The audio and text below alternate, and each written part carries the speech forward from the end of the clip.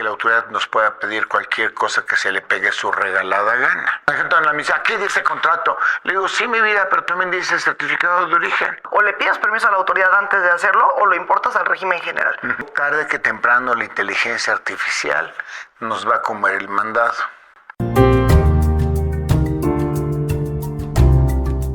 Hola queridos amigos, soy Eduardo Reyes Díaz Leal. Qué gusto poderles saludar y hoy vamos a iniciar un nuevo proyecto. Estás acompañándonos en el primer capítulo de no sé cuántos, 1,000, 100,000, qué sé yo, de nuestro nuevo programa que se llama Criterio en Contraste.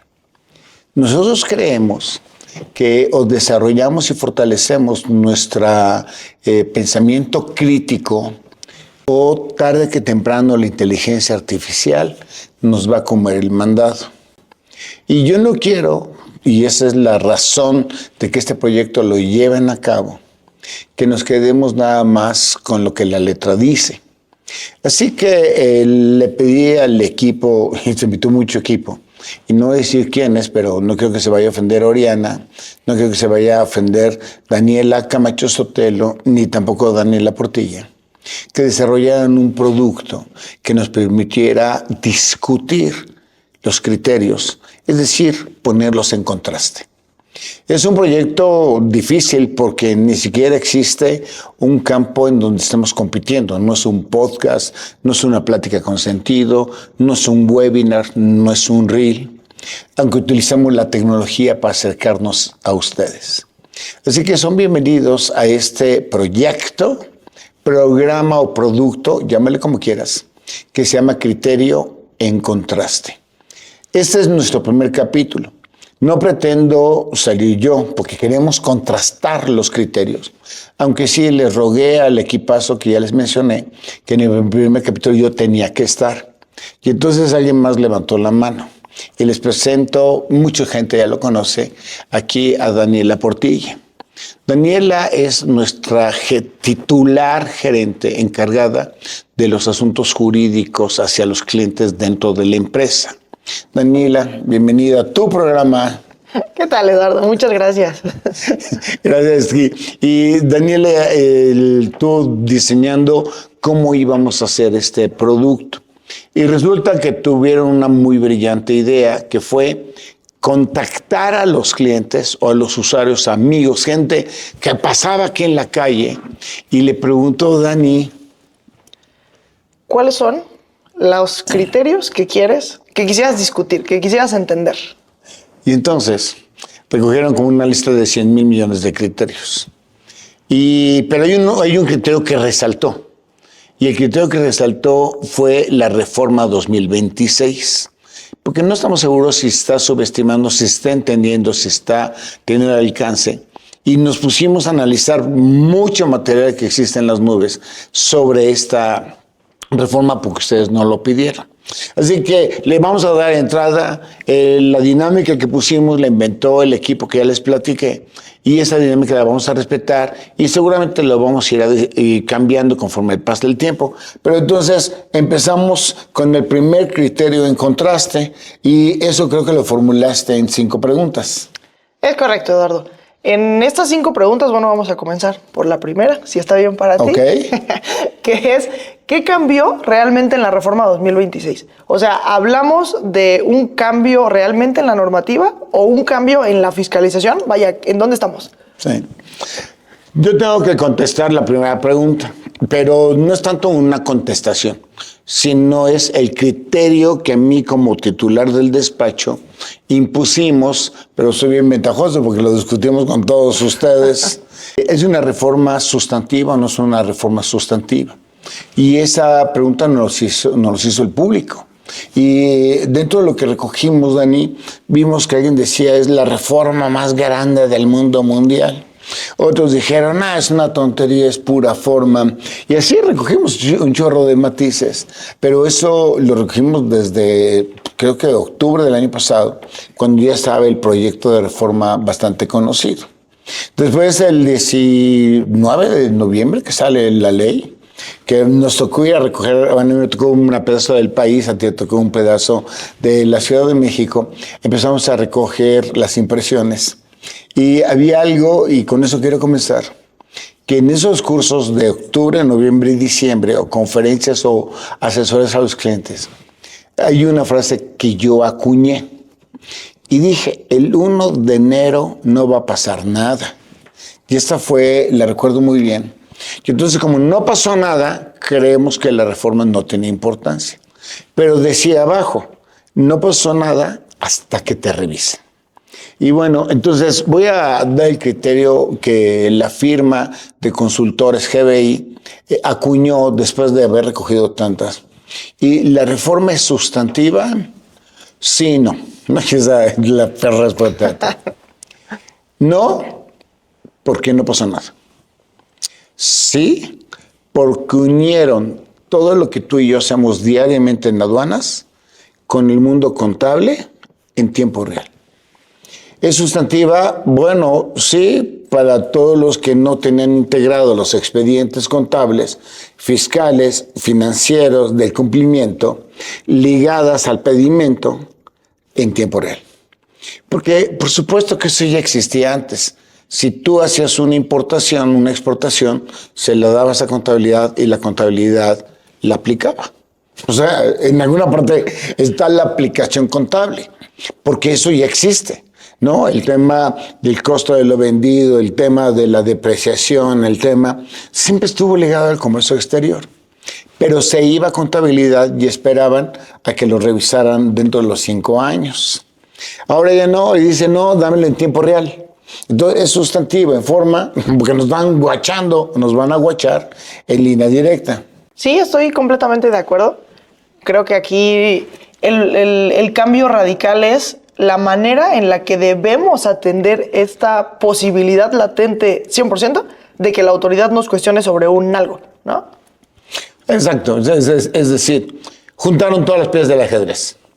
Mientras que antes de esta reforma había unas piezas de cierto ajedrez del mundo 100% contable, deducciones, acumulaciones, acreditamientos, 100% de materialidad, infraestructura, recursos, chalala, 100% financiero, específicamente cuando estamos hablando de la ley de lavado de dinero, y 100% aduanas. Lo que nos amanecimos en tiempo real es que todo lo metieron en un solo cajón. Y entonces nos encontramos en el primer problema. Daniela dijo, sí, estoy de acuerdo. Obviamente estamos de acuerdo. O sea, salimos con un solo criterio en todo GBI. No, el contraste es contra lo que ustedes nos están diciendo. El contraste es hacia afuera y por eso lo recogimos, ¿no? Hacia adentro.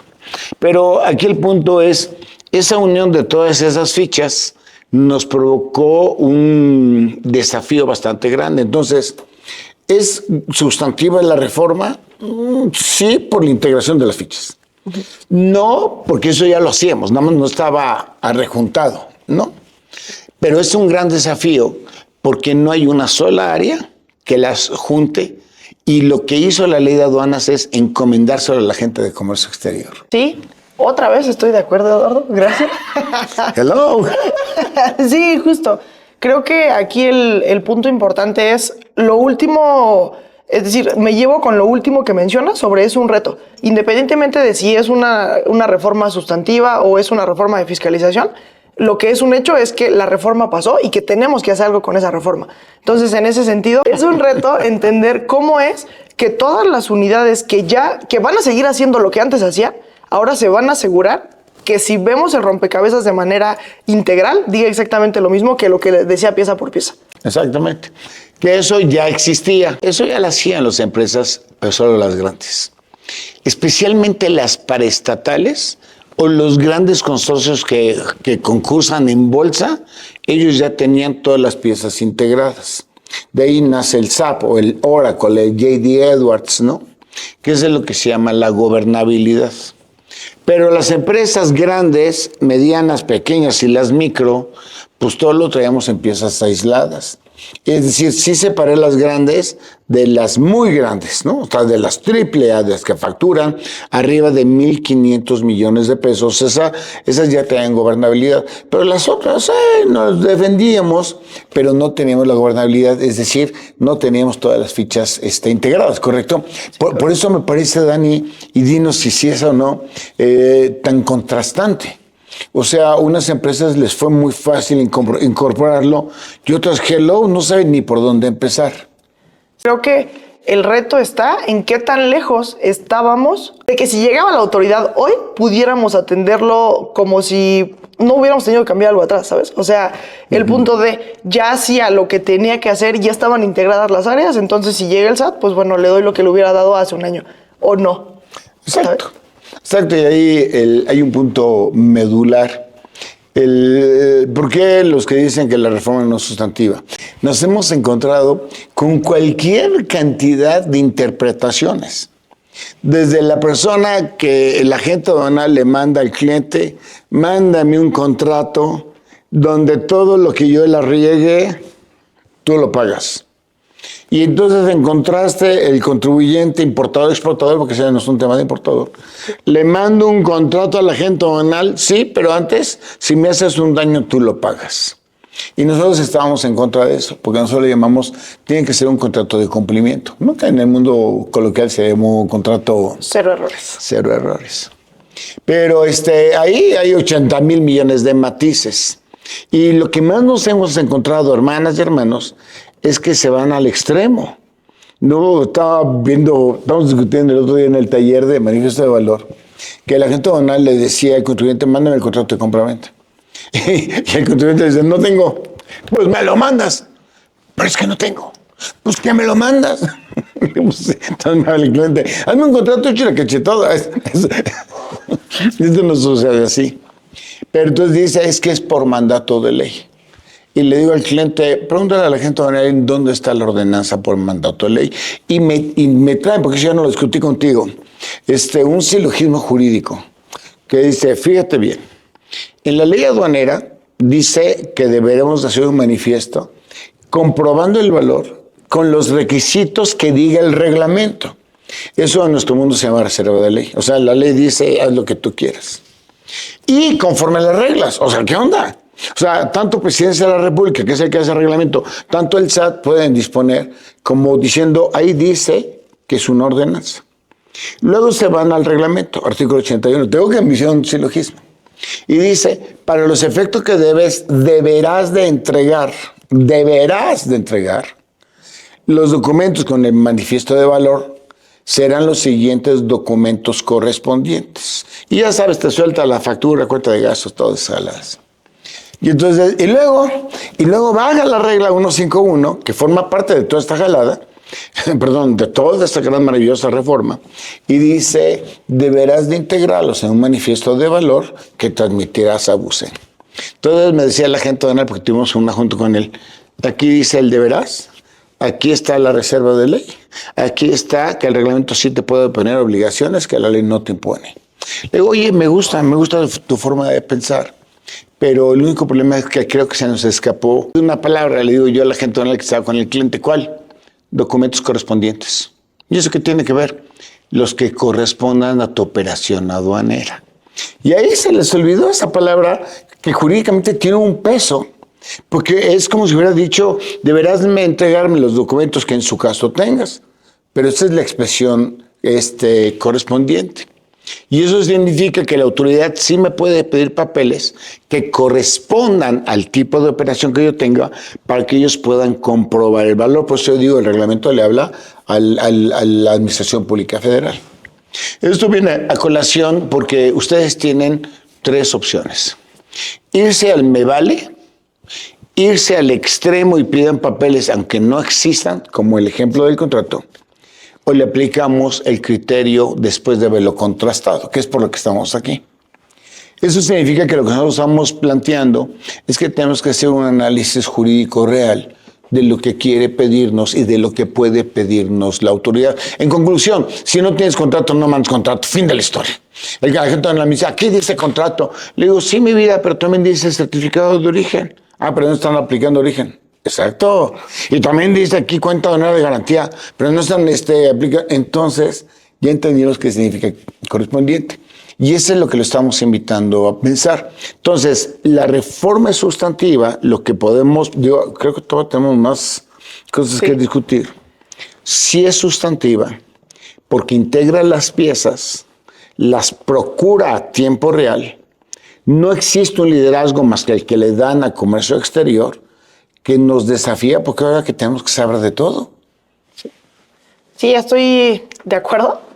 Creo que aquí el punto último que ejemplificas con la manifestación de valor electrónica es un punto sobre todo lo que se está viendo al respecto. A lo que me refiero es, muchas veces, o lo que hemos visto nosotros bastante es, la norma dice esto porque este artículo dice esto, entonces tengo que hacer esto, pero no se entiende el contexto, o sea, no se analiza el contexto, no se analiza entonces cómo es que voy a cumplir partiendo de la premisa de que la reforma fue para todos, porque así son las leyes, son para todos, no son personales, pero no todos los negocios son iguales, no todas las empresas son iguales, de tal suerte que si no entiendo, todas las personas o empresas tienen los mismos recursos que presumimos. Exactamente. Justamente eso. Entonces, si nosotros, como viéndolo a quizá a una menor escala, podemos entender que existe esa diferencia, es decir, reconocer que existe esa diferencia, la autoridad, no digo que estuvo bien o que estuvo mal, pero así fue, no pudo haberlo hecho diferente. O sea, la reforma fue con lo al menos que tienen que cumplir todos, partiendo de qué es lo que quiere ver la autoridad. Entonces, si no entendemos qué es lo que quiere ver, porque es lo que eventualmente me puede pedir, ¿cómo voy a cumplir? Exacto, que eso es el segundo comentario que nos hace el público. Como es que sí, algunos dijeron sí, la reforma es sustantiva. No entiendo por qué, pero me da miedo. Otros dijeron, no, hombre, vale gorro, nadie nos está revisando. Acostumbrado siempre tengo reconocimiento, me revisaron, no me revisaron, ya salí con suerte. Muchos le apostaban al verde, ¿no? Pero nosotros creemos que es sustantiva. Pero la pregunta es, ¿en dónde están los focos rojos y los puntos más delicados? Daniela, nuestra abogada, sale y dice qué es lo que la autoridad te va a pedir. Pero muy lejos de hacerlo suponer que es un tema de capricho, no se está refiriendo a que la autoridad nos pueda pedir cualquier cosa que se le pegue su regalada gana. Nos tiene que pedir lo que necesite que le entreguemos. Pero entonces ya me confundiste, Eduardo.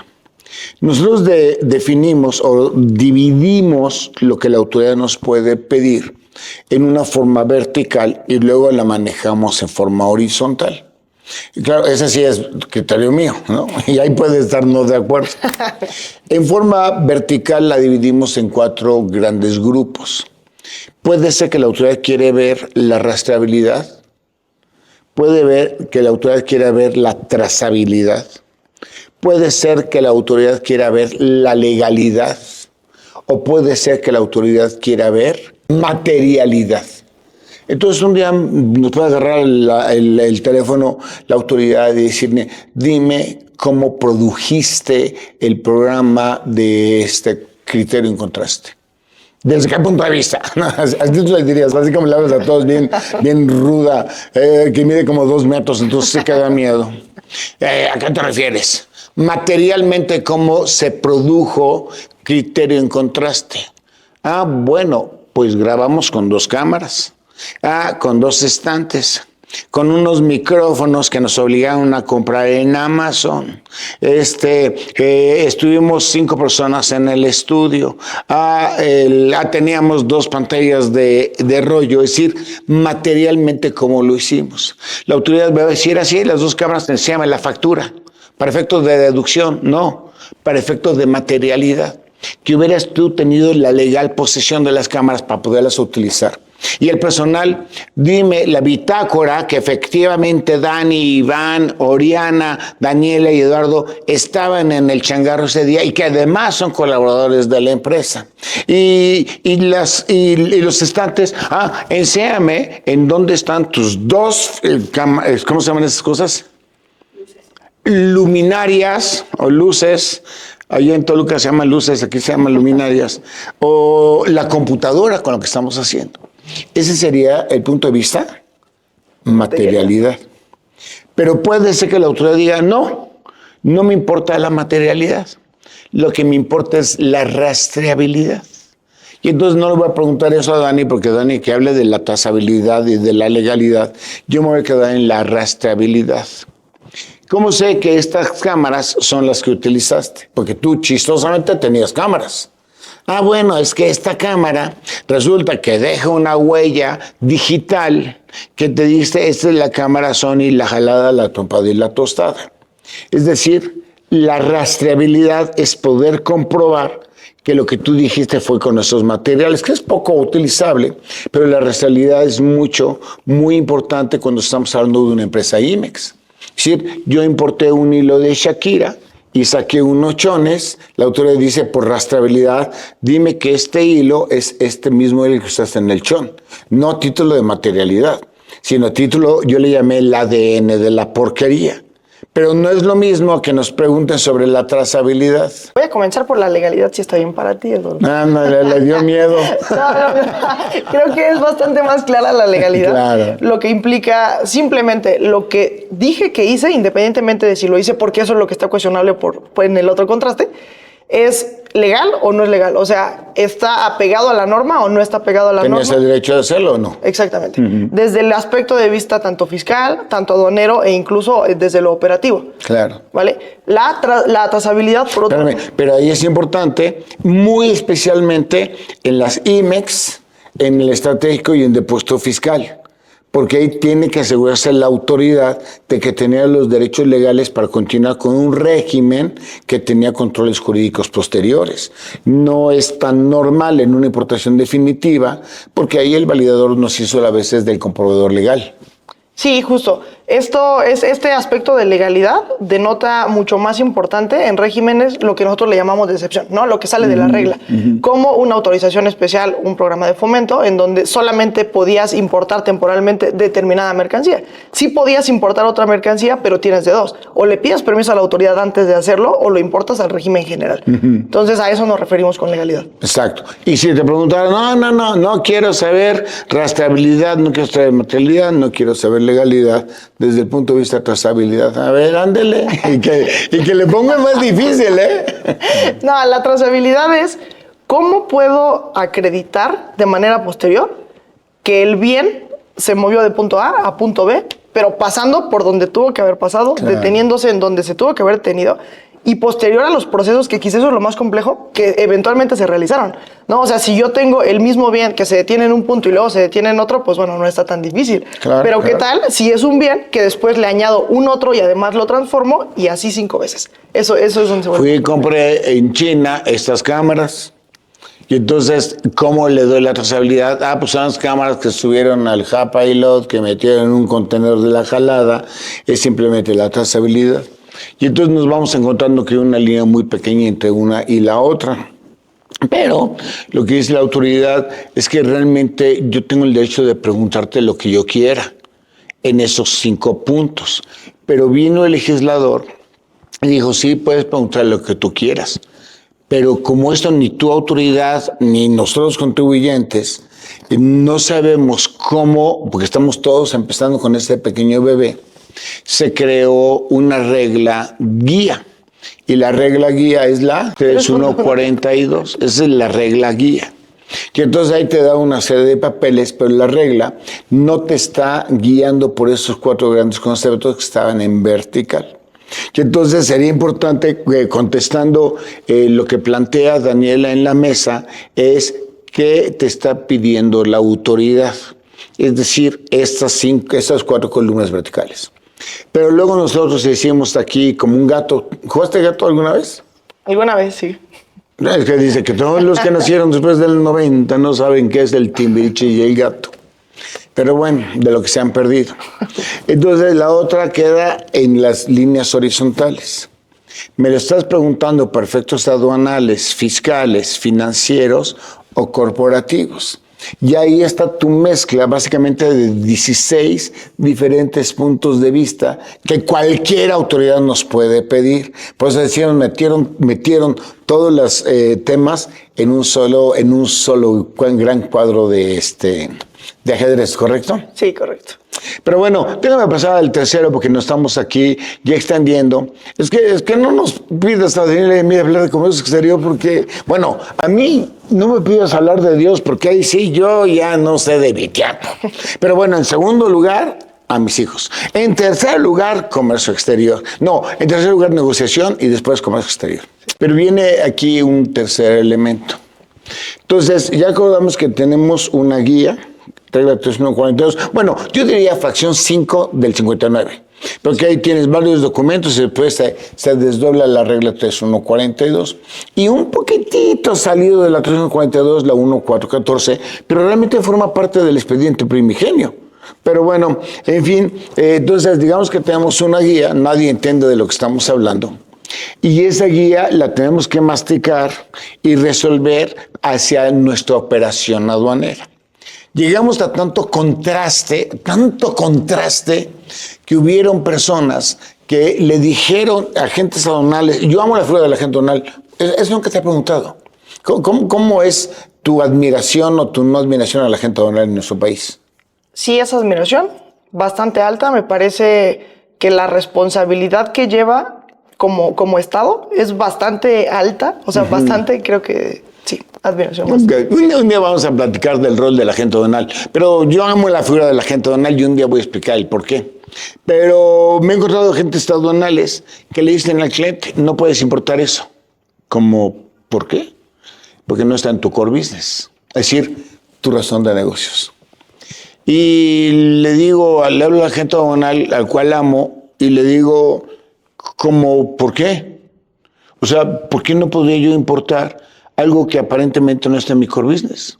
Perdóname, ¿en qué momento la ley, en esta reforma, nos confirió el derecho a calificar razón de negocios? Eso no tiene que ver con nosotros. O peor, así es mi pueblo, yo soy de Mecameca, o peor tantito, calificar la capacidad instalada. Porque en otro caso, me dice un agente aduanal muy amigo mío, que de verdad somos super brodis, él me decía, es que tengo miedo. Le digo, y ahora tú porque eres macho mexicano, eres de Monterrey, ¿qué onda contigo? Es que mi cliente va a importar 400 contenedores y nada más tiene una persona trabajando para él. Le digo, ¿cuál es el problema? Pues yo creo que no tiene capacidad instalada. A los dos yo les digo, en el caso de la razón del negocio no es un tema de nosotros.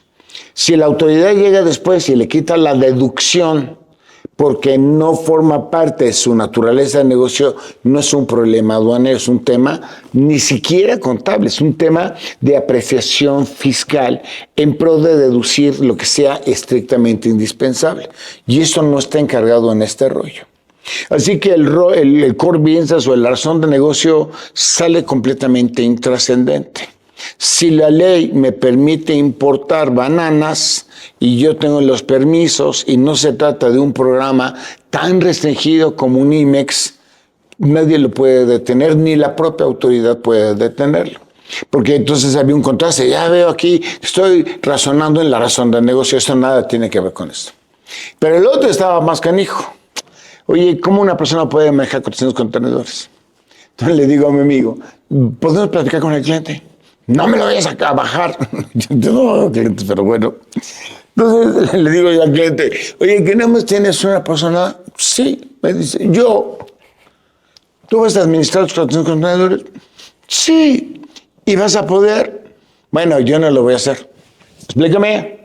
Y me saca el contrato logístico que forma parte de la regla 3142 y dice que tiene un arreglo con una de las grandes logísticas para hacerle sus 4PL, es decir, todos los servicios que requería. Y estábamos contratando al mejor agente aduanal para que me haga el despacho.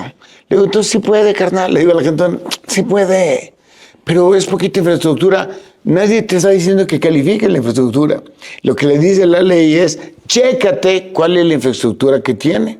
Porque sería en totalmente contraste el que pensáramos que alguien está calificando tu core business o razón de negocio o que esté calificando tu real capacidad instalada, porque eso no es lo que nos está preguntando este rollo. Sí, creo que la encomienda que se le dio a la agente aduanal ya era alta, es decir, ya era sobre calificar desde todos los aspectos la legalidad de la operación, Pero al añadir los otros 3 aspectos que son los que platicas, creo que es ahí en donde está la confusión. O sea, hasta dónde llego, por una parte, hasta dónde entiendo que tengo que llegar y por otra parte, hasta dónde puedo llegar. Y súmale una más, ¿qué pasa si no cumplo con eso que yo ni entiendo bien, ni siquiera sé si puedo cumplir? Entonces... Exacto.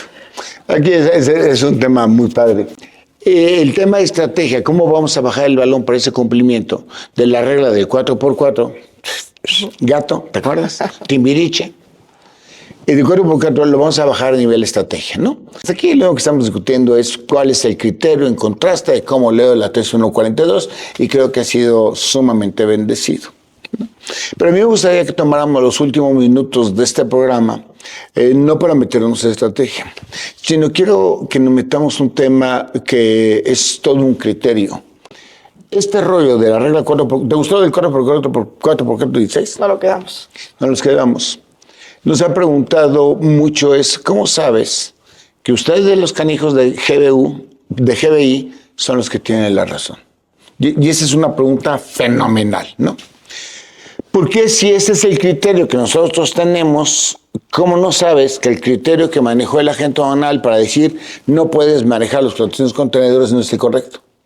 ¿O cómo no sabes que la otra agente aduanal dijo no puedes importar bananas porque eres Starbucks?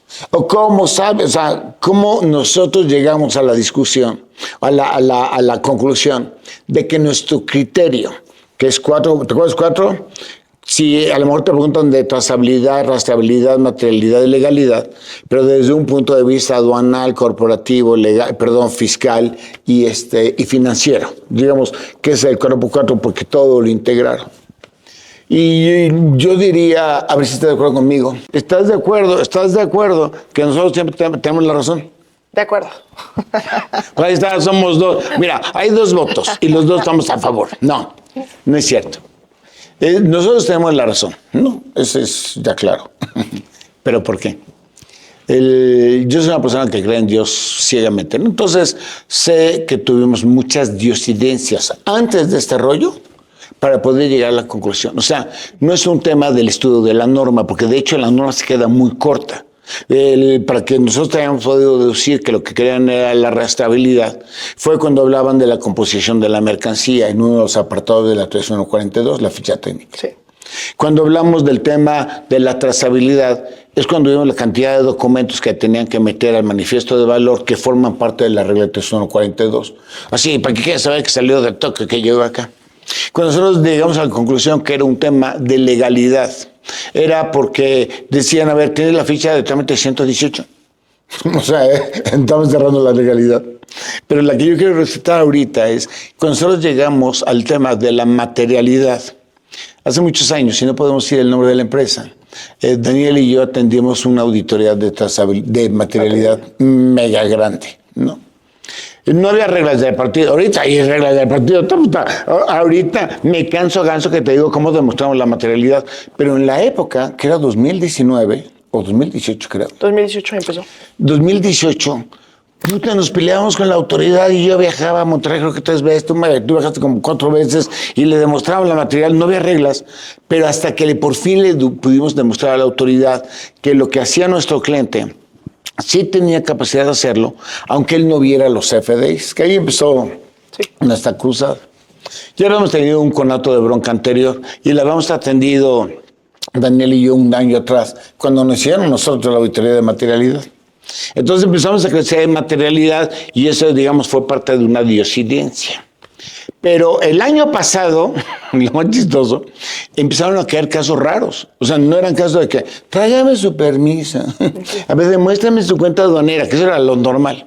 Empezaron a caer casos no raros, lo que le sigue. Y cuando los casos son muy raros, se escalan, y está muy mal lo que voy a decir, se escalan con un servidor.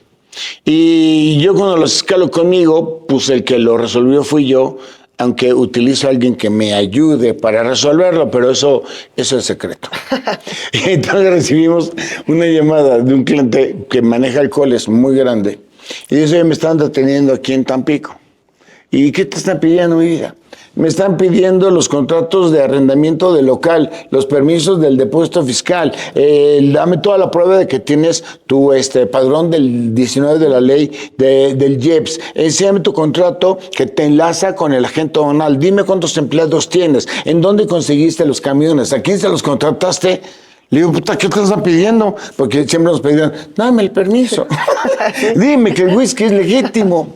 Y empezamos a recibir casos de materialidad mezclados con trazabilidad y mezclados con legalidad.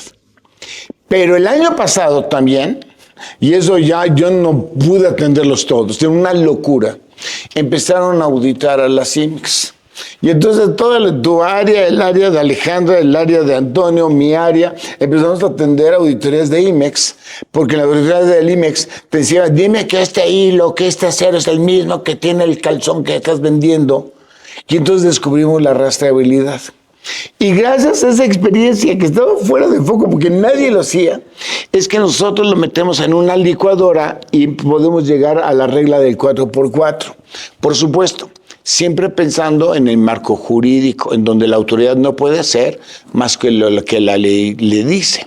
Y entonces, por eso llegamos a la conclusión que ¿cuál es el criterio correcto? Pues el nuestro. Claro que sí. Entonces, no sé si quieres complementar porque se nos está acabando el programa. En 10 segundos ya voy a empezarme a despedir. Sí, correcto. El criterio que nosotros fuimos haciendo, lo fuimos plantando desde antes de saber a lo que nos estábamos enfrentando. Claro. Eso es la realidad. Entonces, realmente es que la reforma llegó más bien a alinearnos un poco, o más bien a lo que podríamos esperar de la autoridad, pero nosotros con la preparación de que ya sabíamos qué podíamos dar con o sin lineamientos. Entonces sí, eso nos ayudó bastante a entender cuál era el criterio. Quizá yo no diría correcto o incorrecto, pero sí sostenible. El correcto. El correcto, claro que sí. Pero sí sostenible, tanto para la organización como sustentable, es decir, para ojos de la autoridad. Y además en estricto pegado a la ley. O sea, al menos de lo que se puede entender de lo que dice. Exacto. Pero bueno, hasta aquí. Antes de que despidamos el programa, y eso lo va a hacer mi compañera Daniela, yo quisiera decirles qué intentamos hacer en esta tarde. Lo que intentamos es compartirte el pensamiento crítico que nos obligó a analizar esta reforma antes de que se publicara, a fin de poder entender qué quería la autoridad. Y en ninguno de los casos que te podemos plantear, 20 o 30 casos, no, más de 30 casos raros del año pasado, es cuando nos dimos cuenta qué es lo que estaba pretendiendo la ley. Porque acuérdate que la autoridad ejecuta lo que la ley tutela, lo que la ley protege. Y todo lo que te estamos invitando no es de que nos creas o que no nos creas, eso es realmente intrascendente. Lo que estamos tratando de hacer es moverte el tapete para que tú en tu pensamiento crítico puedas llegar hasta tu propia conclusión. Pero evitemos a más no poder el contraste de que o eres tú el culpable o yo soy el culpable, cuando estamos buscando que nadie sea el culpable. Pero bueno, bienvenidos al capítulo de pensamiento crítico. Ay, perdón, se llama nuestro programa. Criterio en contraste. Exacto, y le voy a pedir a mi compañera Daniela que cierre el programa, que te invite al siguiente capítulo, que no sabemos cuándo va a ser, pero algún día va a ser. Agradecemos mucho el tiempo que tomaste para acompañarnos en esta primera sesión. Y pues bueno, si llegaste hasta aquí es porque criterio encontraste.